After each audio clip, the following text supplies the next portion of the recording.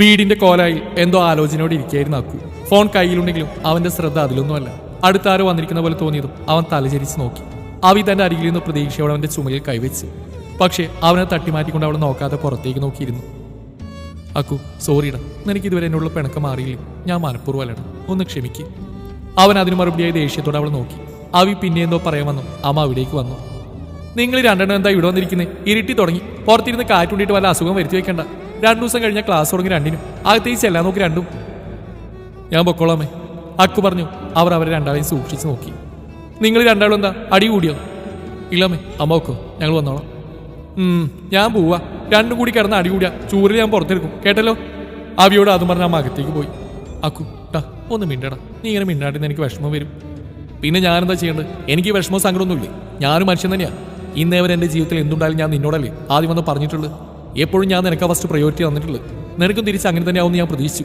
പക്ഷേ അത് വെറും പ്രതീക്ഷ മാത്രമേ പോയി. സിദ്ധുവേട്ട നിനക്ക് ഇഷ്ടമാണെന്ന് നീ ഒരു വാക്കിനോട് പറഞ്ഞു. ഞാനത് കണ്ട് മനസ്സിലാക്കിയോണ്ട് മാത്രം അറിയാൻ പറ്റി. അല്ലെങ്കിൽ നീ എന്നോട് പറയുമോ? നീ അടുത്തോട് ഇതിനെ പറ്റി ആദ്യം പറഞ്ഞാലും എനിക്ക് വിഷമം. നീ എന്നോടൊന്നും പറഞ്ഞില്ല. ഇത്രയ്ക്കായിട്ടും പിറന്ന് വീണതേ ഒരുമിച്ച. ഇതുവരെ നമ്മൾ രണ്ടാളും പിരിഞ്ഞിട്ട് പോലും ഇല്ല. നീ ഇല്ലാതെ ഒരു ദിവസം കൂടി ഇരിക്കാൻ എനിക്ക് പറ്റില്ല. നിനക്കും അങ്ങനെ തന്നെ ആയിരുന്നില്ലേ? എന്നോട് നിനക്കെങ്ങനെ നിന്റെ ലൈഫിൽ ഇത്രയും വലിയ കാര്യം മറച്ചു വെക്കാൻ തോന്നിയ അവി പക്ഷെ അതിനൊന്നും മറുപടി അറിയാതെ ഒഴുകിയിറങ്ങിയ കണ്ണീർ തുടച്ചുകൊണ്ട് ഏങ്ങി. അവനോടൊന്ന് ആദ്യമേ പറയത്തിൽ അവൾക്ക് കുറ്റബോധം തോന്നി. അവന്റെ സ്ഥാനത്ത് താനായിരുന്നെങ്കിൽ ഇങ്ങനെ പെരുമാറിയെന്ന് അവൾക്കും അറിയാമായിരുന്നു. അവളൊന്നും ഉണ്ടായിരിക്കുന്ന കണ്ടത് അക്ക അവിടുന്ന് എണീറ്റ് പോകാനൊരുങ്ങി. പക്ഷെ പോകുന്നതിന് മുമ്പേ 2 കൈകൾ അവനെ ചുറ്റി വരിഞ്ഞിരുന്നു. സോറിടാ, എന്നോട് ക്ഷമിക്ക്. ഞാൻ അങ്ങനെയൊന്നും കരുതിയല്ല പറയാതിരുന്നു. എനിക്ക് പേടിയായിരുന്നടാ നീ എങ്ങനെ പ്രതികരിക്കുന്നത്. സ്ഥാനം കൊണ്ട് നീ എനിക്ക് ഏട്ടൻ തന്നെയല്ലേ. അപ്പോൾ നീ എങ്ങനെ പ്രതികരിക്കുന്ന എനിക്ക് പേടിയായിരുന്നു. നീ എന്നെ ഈ ബന്ധത്തിൽ നിന്ന് പിന്തിരിപ്പിക്കാൻ ശ്രമിച്ചാലോ എന്ന് കരുതി. അവി ഏങ്ങലടക്കി പറഞ്ഞു. അവളുടെ വാക്കുകൾ പലപ്പോഴും മുറിഞ്ഞു പോയിരുന്നു. അക്ക അവളുടെ കൈ ബലമായി പിടിച്ചു മാറ്റി തിരിഞ്ഞിരുന്നു. ഏടത്തിയോട് ഞാൻ പറഞ്ഞാലേടാ, ഏടത്തിക്ക് സ്വയം മനസ്സിലായി എന്നോട് ചോദിച്ചത്. ഞാനിനി എന്തുണ്ടായാലും നിന്നോട് ആദ്യം പറയും. ഈ ഒരു തവണത്തേക്ക് എന്നോട് ക്ഷമിക്കണം പ്ലീസ്. അവി കരഞ്ഞുകൊണ്ട് പറയുന്ന കേട്ടു അക്കുവിനെ സഹിക്കാനായില്ല. അവൻ അവളെ കെട്ടിപ്പിടിച്ച്. 2പേരുടെയും കണ്ണുകളിൽ നിന്ന് കണ്ണുനീര് ഉതിർന്നു. എനിക്ക് പിണക്കുന്നില്ലേ, നീക്കറിയാതെ പെട്ടെന്ന് സങ്കടം വന്നോണ്ടാ അങ്ങനെയൊക്കെ പറഞ്ഞു. കരയില്ലേടി. അക്കുവിന്റെ കൈകൾ അവളുടെ തലയിൽ ഇടതടവില്ലാതെ തഴുകിക്കൊണ്ടിരുന്നു. കിച്ചുവിന്റെ കാർ അപ്പോഴും കാശിയെ തേടിയുള്ള യാത്രയിലായിരുന്നു. അവന്റെ കയ്യിൽ നിന്നും കാറ് പലപ്പോഴും പാളിപ്പോയിരുന്നു. കണ്ണിൽ നിന്നൊഴുകുന്ന കണ്ണുനീരിനെ അവൻ അമർത്തി തുടച്ചുകൊണ്ട് കാറിന്റെ വേഗത കൂട്ടി. ചെയ്ത പ്രവൃത്തികളുടെ കുറ്റബോധവും ഇത്രയും കാലം ചതിക്കപ്പെട്ടതിന്റെയും വേദന അവന്റെ മുഖത്ത് പ്രതിഫലിച്ചിരുന്നു. അവൻ വീണ്ടും കുറച്ച് നിമിഷം മുമ്പേ സംഭവിച്ച് ഓർത്തെടുത്തു. റാമിന് 2-3 ദിവസമായിട്ട് കാണാത്തതുകൊണ്ട് അവൻ ഇന്ന് കാണാൻ ഉറപ്പിച്ചാണ് ഓഫീസിൽ നിന്ന് ഇറങ്ങിയത്. പക്ഷേ അവന്റെ ഓഫീസിൽ നിന്നറിഞ്ഞു കോൺടാക്ട് ചെയ്യാൻ വേണ്ടി ഫോൺ എടുത്ത് നോക്കി. തന്റെ ഫോൺ പക്ഷേ സ്വിച്ച് ഓഫ് ആയതുകൊണ്ട് അവൻ സ്ഥിരം പോകാനുള്ള ക്ലബ്ബിൽ കാണുന്ന ഒരു ഊഹം വെച്ച് അവിടേക്ക് പുറപ്പെടുകയായിരുന്നു. പുറത്ത് അവന്റെ കാർ കണ്ടതും അവൻ അവിടെ തന്നെ ഉറപ്പിച്ച് അകത്തേക്ക് കയറി. അവിടുത്തെ ബാർ ഏരിയയിലേക്ക് പോയപ്പോഴാണ് അകത്തുനിന്ന് ചിരിയും ബഹളമൊക്കെ കേട്ടത്. അതിൽ തന്റെ പേര് വന്നു. കിച്ചു അവിടെ തന്നെ നിന്നു. ഇപ്പോൾ അങ്ങോട്ട് പോകണ്ടായെന്ന് മനസ്സ് പറയും പോലും. പക്ഷെ അവിടുന്ന് കേട്ട കാര്യങ്ങളെല്ലാം അവന്റെ ചങ്ക് തകർക്കുന്നവയായിരുന്നു. സാഹിബേ, നിനക്കറിയോ ആ കിച്ചുല്ലേ, നമ്മുടെ കാശിനാഥ് മഹേശ്വർ? അവൻ വെറും പൊട്ടനാടാ, പൊട്ടൻ. തുടങ്ങി ഈ പഴംപുരാണം പിന്നെ കേട്ട് മടുത്തു. ഒന്ന് മാറ്റി പിടിയടാ. റാമിനെ പറഞ്ഞു പൂർത്തിയാക്കാൻ സമ്മതിക്കാതെ കൂട്ടത്തിലൊരു പറഞ്ഞു. നിനക്ക് കേക്കണ്ട, സഹലിന് ഇതൊക്കെ പുതിയ അറിവാ. അവനും കൂടി അറിയട്ടെ ഇത്. മദ്യം കുടിച്ചിറക്കിക്കൊണ്ട് റാം വീണ്ടും പറഞ്ഞു. നമ്മളെവിടെയാ പറഞ്ഞു നിർത്തിയേ? അതന്നെ കിച്ചു. അവൻ ശരിക്കും ഒരു പൊട്ടനാ. അവൻ ശരിക്കും ഞാൻ ചരട് വലിക്കുന്ന ഒരു പാവയാ, ഒരു പോങ്ങൻ. റാമിന്റെ അട്ടാസ് അവിടെ മുഴുവൻ മുഴങ്ങി കേട്ടു. അവനുണ്ടല്ലോ ആ കിച്ചു, അവനും ഞാൻ കോളേജിൽ വെച്ചുള്ള പരിചയ. അവനൊരു പുളിങ്കൊമ്പാണെന്ന് അറിഞ്ഞു ഞാനതങ്ങ് ചാടിപ്പിടിച്ചു. അവനെ കൊണ്ട് എനിക്ക് എന്തെങ്കിലും ഗുണം വേണ്ടേ? അതിന് കുറച്ച് കള്ളക്കഥയും പറഞ്ഞ് സിമ്പതി പിടിച്ചു പറ്റിയപ്പോൾ അവൻ എന്നെ കൂടെ അങ്ങ് കൂട്ടി. പക്ഷേ അതവന്റെ കൂട്ടുകാർക്ക് അത്ര പിടിച്ചില്ല. അന്നൊക്കെ ആ കിച്ചുവിന്റെ ആത്മാർത്ഥ മിത്രമായിരുന്ന അവൻ, ആ കാശി, KS ഗ്രൂപ്പിന്റെ CEO കാശിനാഥ് രഘുറാം. അവർ നമ്മൾ ഫ്രണ്ട്സ് ആയിരുന്നു. ഞാനെന്നെ അവർ രണ്ടാളും ആജന്മ ശത്രുക്കളാണെന്നാണല്ലോ. സാഹിൽ സംശയത്തോടെ റാമിനോവി ചോദിച്ചു. ശത്രുക്കൾ? അവരെ 2പേരെയും ശത്രുക്കളാക്കിയത് ആരാന്നാ? ഈ ഞാൻ തന്നെ. ശകുനിയുടെ കരിക്കൾ പോലെ ഞാൻ കളിച്ച കളിയിലെ വെറും കരിക്കൾ മാത്രമാണവൻ. അവൻ ആ കാശി, അവനോട് എനിക്ക് വലിയ പകയൊന്നുമില്ലായിരുന്നു.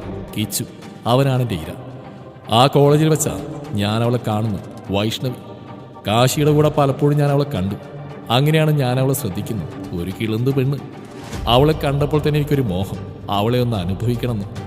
ഞാൻ പല തവണ അതിന് അവസരം നോക്കിയിട്ട് അത് നടന്നില്ല. പിന്നെയാ അവൾക്ക് കിച്ചുവിനോടുള്ള അപ്രോച്ച് ഞാൻ ശ്രദ്ധിക്കുന്നു. അവളുടെ കണ്ണിൽ അവനോടുള്ള പ്രണയം കണ്ടതും. അവർ തമ്മിൽ ഒന്നിച്ച എൻ്റെ ലക്ഷ്യം നടക്കില്ലെന്ന് എനിക്ക് ഉറപ്പായി. അതിനു മുന്നേ കാര്യം നടക്കണം. അങ്ങനെ ഒരു അവസരം ഒത്തുവന്നപ്പോൾ ഞാൻ അവളൊരു ഒഴിഞ്ഞ ക്ലാസ് റൂമിലേക്ക് വലിച്ചു കയറ്റി. കാര്യം ഡയറക്റ്റ് പറഞ്ഞപ്പോൾ അവൾക്ക് എന്നെ അറപ്പാണെന്ന്. എൻ്റെ മുഖത്തേക്ക് കാർക്കിച്ച് തുപ്പി അവൾ. പക്ഷെ ഞാൻ പലതായിട്ട് അവളെ കയറി പിടിക്കാൻ നോക്കി. പക്ഷെ ആ എന്നെ തള്ളിയിട്ട് ഓടി രക്ഷപ്പെട്ടു. അവൾ കാര്യം നേരെ ചെന്ന് ആ കാശിയോട് പറഞ്ഞു. അന്ന് ആ 2 നായ്ക്കൾ കൂടെ എൻ്റെ ദേഹം നോവിച്ചാ വിട്ടത്. അന്നേ ഞാൻ കുറിച്ചിട്ടതാ അവന്മാർക്ക് 2നും. എന്നെ കോളേജിൽ എല്ലാവരുടെയും മുമ്പിൽ വെച്ച് അപമാനിച്ചതിന് 2നൊരു പണിയെടുക്കണമെന്ന് മനസ്സിൽ കരുതി കൂടി തന്നെയാണ് ഞാൻ പിന്നെ കളിച്ചത്. മാപ്പ് പറച്ചിൽ നാടകം നടത്തി കിച്ചുവിനെ ഞാൻ ചാക്കിലാക്കി. പക്ഷെ ആ കാശി അട്ടിക്കുന്ന ലക്ഷണമില്ലായിരുന്നു. അതിനിടയിൽ വൈഷ്ണവി. അവൾ കിച്ചുവിനെ പ്രണയത്തോടെ നോക്കുന്ന പോലും എനിക്ക് കിച്ചുവിനോട് പക കൂട്ടിയതേയുള്ളൂ. കിച്ചുവിനെയും കാശിയെയും എങ്ങനെയും പിരിച്ചവർ തമ്മിൽ ശത്രുക്കളാക്കണം എന്നായിരുന്നു എൻ്റെ ആഗ്രഹം. അതിൽ ഞാൻ പകുതിയും വിജയിച്ചിരുന്നു. അങ്ങനെ ഒരു ദിവസം അവസരം ഒത്തുവന്നപ്പോൾ ആ കാശിയുടെ ബാഗ് കിച്ചുവിൻ്റെ കയ്യിലിരുന്ന സമയം നോക്കി ഞാൻ അതിനകത്ത് മയക്കുമരുന്ന് കൊണ്ടുവച്ചു. എന്നിട്ട് കോളേജിൽ നിന്ന് പുറത്തുപോയി പോലീസിൽ അറിയിച്ചു. അവിടുന്ന് കിച്ചുവിനെ പറഞ്ഞയച്ചില്ലെങ്കിൽ അവർക്ക് അവന് സംശയം തോന്നില്ലെങ്കിലോ എന്ന് കരുതി എൻ്റെ ബൈക്ക് കേടായി എന്ന് പറഞ്ഞ് അവനെ കോളേജിൽ നിന്ന് ഞാൻ വിളിപ്പിച്ചു.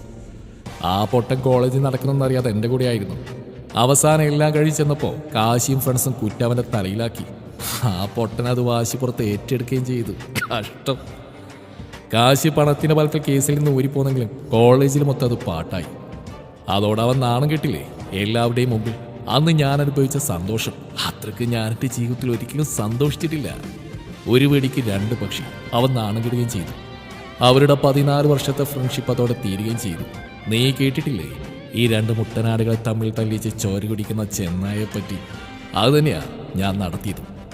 ആളെ വിട്ട് കിച്ചുവിനെ തല്ലിച്ച് കാശിയുടെ പേര് പറയിച്ച് എരുതിയിൽ എണ്ണൊഴിച്ചത് ഞാനാ. ഈ പ്ലാനെല്ലാം വർക്കൗട്ടാവാൻ കാരണം ആ കിച്ചു തന്നെയാണ്. അവൻ്റെ സെൽഫിഷ്നെസ് ഒന്നുകൊണ്ട് മാത്രം. കിച്ചുവിനെ കൂടെ നിർത്തി അവളിലൂടെ വൈഷ്ണവിയെ നേടണമെന്നാണ് ഞാൻ കരുതിയത്. പക്ഷേ കാശി അവനായിട്ടുള്ള ബന്ധം മുറിഞ്ഞപ്പോൾ അവൾ കിച്ചുവായിട്ടുള്ള ബന്ധം ഉപേക്ഷിച്ചു. ആദ്യമൊക്കെ അവൾ രാത്രി ആസ്വദിച്ച് വിടണമെന്നായിരുന്നു. പക്ഷെ അവൾ കിട്ടാക്കനിയായിട്ട് ഇങ്ങനെ വഴിയിൽ പോകുന്ന കാണുമ്പോൾ അവൾ ജീവിതകാലം മൊത്തം കയ്യിലിട്ട് നരകിപ്പിക്കാൻ തോന്നുക. അവളെ ഞാൻ നേടും, ഇന്നല്ലെങ്കിൽ നാളെ. അവർ 2 പേർക്കും മാനസാന്തരം തോന്നി ഒന്നിച്ചാലോ എന്ന് വെച്ചാൽ ഞാൻ കിച്ചുവിനെ ബ്രെയിൻ വാഷ് ചെയ്ത് കാശിയുടെ പെണ്ണിൻ്റെ പുറകെ പറഞ്ഞയച്ചത്. അവൻ ഞാൻ പറയുന്ന പോലെയൊക്കെ ചെയ്തു. ഇടക്കവനെന്ന് ഹരിചന്ദ്രനാവാൻ നോക്കി. ആ പെണ്ണിനോട് ചെയ്യുന്ന തെറ്റല്ലേ എന്ന്. അങ്ങനെ അവൻ വിടാൻ പറ്റില്ല. കാശിയെപ്പറ്റി വീണ്ടും ഓരോന്ന് പറഞ്ഞു അവൻ്റെ ആ ചിന്ത ആ മുളയിലേ നുള്ളി.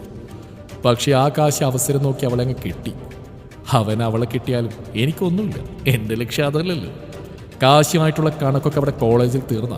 പക്ഷെ അവൻ വീണ്ടും ഇപ്പം എന്നെ പൂട്ടാനായി ഇറങ്ങിയേക്കുക. ആ മഹേഷിനെ അവൻ പൊക്കി. അവൻ പോയ വേറൊരുത്തരെ ഞാൻ ചാരപ്പണിക്ക് വിട്ടോളൂ. എനിക്ക് പണമല്ലേ മുഖ്യം. പക്ഷെ കാശി, അവൻ്റെ അന്വേഷണം എൻ്റെ എല്ലാ രഹസ്യ ഇടപാടിലും ചെന്നെത്തി. ആ ചെറ്റൻ ഞാൻ നടത്തുന്ന ഇല്ലീഗലായിട്ടുള്ള മയക്കുമരുന്ന് ഇടപാടും അറിഞ്ഞു. റാം പറഞ്ഞു കേട്ടത് അവിടെ ഇരുന്നവരൊക്കെ ഭയന്നു. നിങ്ങൾ പേടിക്കാതെ, ഇതൊക്കെ എങ്ങനെ പോലും കിച്ചുവിൻ്റെ തലയിലേ വീഴും. കാരണം അവൻ്റെ കമ്പനി പ്രൊഡക്റ്റ് കൊണ്ടുപോകുന്ന ട്രക്കിലല്ലേ നമ്മളെല്ലാ ഇടപാടും നടത്തുന്നത്. അപ്പോൾ ഒരു അന്വേഷണം വന്നാലും അവനെ കുടുങ്ങും. പക്ഷെ കാശി ഇനിയും വളരാൻ അനുവദിക്കരുത്, അല്ലെങ്കിൽ അവൻ എന്നെയും കൊടുക്കും. അവനെ അങ്ങ് തട്ടിയിട്ട് അത് കിച്ചുവിൻ്റെ പേരിലാക്കും ഞാൻ. എല്ലാ തെളിവും അവന് പ്രതികൂലം തന്നെയാവും. Professional jealousy etcetera etcetera. അവനതും പറഞ്ഞ് ആർത്തി ചിരിച്ചു. കൂടെ ഒപ്പം മറ്റുള്ളവരും. ഇന്ന് ഈ ഭൂമിയിൽ ആ കാശിയുടെ അവസാനത്തെ ദിവസമാണ്. ഇന്ന് തീരും അവൻ. അവൻ്റെ പെണ്ണിനെ പറ്റി ആലോചിച്ചിട്ട് എനിക്ക് സങ്കടം. ഈ പ്രായത്തിൽ തന്നെ വിധവാവേണ്ടി വരുമല്ലോ, പാവം. റാമത് പറഞ്ഞിരുന്നു. അവൻ്റെ ഫോണിലേക്ക് ഒരു കോൾ വന്നു. ഹലോ സർ, അവരിവിടുന്ന് ഇറങ്ങി. അത് പറഞ്ഞു കഴിഞ്ഞു ആ കോള് കട്ടായി. റാം അപ്പോൾ തന്നെ മറ്റൊരു കോൾ കൂടെ ചെയ്തു. ഹലോ, റാമാണ്. ആ കാശി ഓഫീസിൽ നിന്ന് ഇറങ്ങിയിട്ടുണ്ട്. തീർത്തേര് ആ മോനെ. ചത്തുവെന്ന് ഉറപ്പിച്ചിട്ട് തിരിച്ചു വരാവും. ഒരിറ്റി ജീവൻ പോലും അവശേഷിക്കരുത്. റാം അതും പറഞ്ഞു കോള് കട്ടാക്കി. മുന്നിലിരുന്ന മദ്യം ഒറ്റവരി. ഇടയ്ക്കൊരു കോൾ കൂടെ റാമിന് വന്നു. ഇന്നത്തോടെ തീരണം അവൻ. ആ കാശി അവൻ പണ്ട് എനിക്കൊരു തലവേദനയാ. ഇപ്പം അവൻ്റെ പുതിയ കണ്ടുപിടുത്തം. ഇനി ഒന്നിനവൻ ബാക്കി കാണരുത്. തീരുന്നവൻ. അവൻ്റെ അവസാനത്തെ അത്താഴമുണ്ണാൻ ഹോട്ടൽ സീ പാർസിലോട്ട് കയറിയിട്ടുണ്ട്. അവിടെ നിന്ന് ഇറങ്ങിയാൽ പിന്നെ അവൻ ജീവനോടെ കാണില്ല. അയാൾ ആർത്തി ചിരിച്ചുകൊണ്ട് പറഞ്ഞു. പുറത്ത് കിച്ചു. അവൻ പറഞ്ഞെല്ലാം കേട്ട് ചലിക്കാൻ കഴിയാതെ നിൽക്കുകയായിരുന്നു. ഇത്രയും കാലം താൻ പറ്റിക്കപ്പെടുകയായിരുന്നല്ലോ നോർത്ത് അവൻ്റെ ചങ്ക് തകർന്നു പോയി. അറിഞ്ഞോ അറിയാതെയോ താനാണ് ഇതിനെല്ലാം കാരണം. ഞാൻ കാരണം കാശി. അവൻ്റെ ജീവിതം പോലും നശിച്ചു. കഴിഞ്ഞതെല്ലാം ഓർത്ത് തലവരിക്കുന്ന പോലെ അവന് തോന്നി. കണ്ണുകൾ കോപത്താൽ ചുവന്നു. റാമിൻ്റെ അടുത്തേക്ക് ദേഷ്യത്തോടെ കുതിക്കാൻ തുടങ്ങിയപ്പോഴാണ് കാശിയുടെ കാര്യം അവന് ഓർമ്മ വന്നു. വികാരത്തിന്മേൽ വിവേകത്തിന് സ്ഥാനം കൊടുത്ത് അവൻ വേഗം അവിടുന്ന് പാർക്കിങ്ങിലേക്ക് ഓടിയിറങ്ങി. കിച്ചു അവിടുന്ന് പോയതും അവൻ്റെ ഓരോ ചലനങ്ങളും സംശയത്തോടെ പിന്തുടർന്ന 2 കണ്ണുകൾ കുടന്നു വേഗം ആ കാര്യം റാമിൻ്റെ ചെവിയിൽ എത്തിച്ചു. ഓ ഷിറ്റ്, ആ മോത് സത്യങ്ങളെല്ലാം അറിഞ്ഞോ? റാം വേഗം തന്നെ CCTV പതിഞ്ഞ കോറിഡോറിലെ ദൃശ്യങ്ങൾ നിരീക്ഷിച്ചു. അവനെല്ലാം അറിഞ്ഞുള്ള പോക്ക. രക്ഷിക്കാനാവും മറ്റവനെ. പക്ഷേ അവനെ ആര് രക്ഷിക്കും? രണ്ടിരകളെ ഒറ്റക്കെട്ടിയ സ്ഥിതിക്ക് അവസരം പാഴാക്കാൻ പാടില്ല. അവൻ പോയി സത്യം പറഞ്ഞാൽ മറ്റവനാന്ന് വിശ്വസിക്കാൻ പോകുന്നില്ല. ഒരുമിച്ച് പരലോകത്തേക്ക് പോവാനായിരിക്കും രണ്ടിന്റെയും വിധി. എന്തായാലും എനിക്കത് നേരിട്ട് കാണണം, അവരുടെ അന്ത്യം. കാശിയും ആളും പരസ്പരം പ്രണയത്തോടെ ഇരുവരുടെയും മാത്രം നിമിഷങ്ങൾ ആസ്വദിച്ചുകൊണ്ടിരിക്കുകയായിരുന്നു, വരാൻ പോകുന്ന വിപത്തുകളൊന്നും അറിയാതെ. ഫുഡ് കഴിച്ചു കഴിഞ്ഞ് ഹോട്ടലിൽ നിന്ന് ഇറങ്ങിയപ്പോഴാണ് അവർക്ക് നേരെ കിതച്ചുകൊണ്ട് ഓടി വരുന്ന കിച്ചുവിനെ കണ്ടത്. അത്രയും നേരം സന്തോഷത്തോടെ തെളിഞ്ഞുന്ന ഇരുവരുടെയും മുഖം കാർമേഘം പോലെ ഇരുന്നു. കിച്ചുവിന്റെ മനസ്സിലാകെ ഭയമായിരുന്നു. അവർ തന്നെ വിശ്വസിച്ചില്ലെങ്കിലോ എന്നോർത്ത്. കാശി, കിച്ചു വിളിച്ചതും അവൻ അറപ്പോടെ മുഖം തിരിച്ചു. കാശിയല്ല, കാശിനാഥ്, അത് മതി.